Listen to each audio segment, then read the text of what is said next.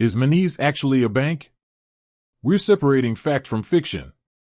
Ever since the rise of fintech apps, the way we manage our money has been completely transformed. Gone are the days of waiting in long queues at traditional banks. Now, with just a few taps on your phone, you can open an account, send and receive money, and even pay bills, all from the comfort of your couch. But with so many options out there, it's natural to have questions. One that pops up a lot is about Monese. Is it a real bank or something else entirely? Let's dive deep and unpack what Monese really is. The rise of fintech and digital banks. First things first, let's rewind a bit.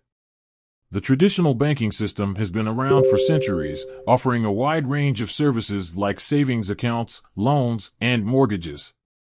However, in recent years, a new wave of players have entered the scene: fintech companies. These are financial technology firms that are leveraging innovation to disrupt the traditional banking model. They often focus on providing specific financial services through user-friendly mobile apps. Now, within the fintech space, there's a subcategory called digital banks, also known as neobanks. These are essentially banks that operate entirely online, without physical branches. They typically offer core banking services like money transfers, bill payments, and debit cards, all managed through a mobile app. So, where does Monese fit in? This brings us back to Monese. While Monese offers many features that might resemble a traditional bank account, there's a key distinction. Monese itself isn't technically classified as a bank. Here's the breakdown. Monese operates with a license called an Electronic Money Institution (EMI) license. This essentially allows them to provide certain banking-like services, but there are limitations. For example, unlike a traditional bank, Monese cannot hold your money as deposits.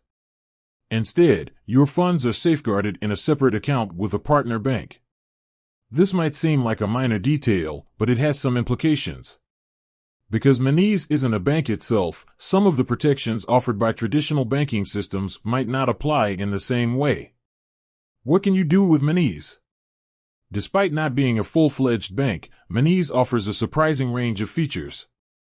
Open an account quickly and easily. The Monese app allows you to open an account in a matter of minutes, ditching the lengthy paperwork of traditional banks.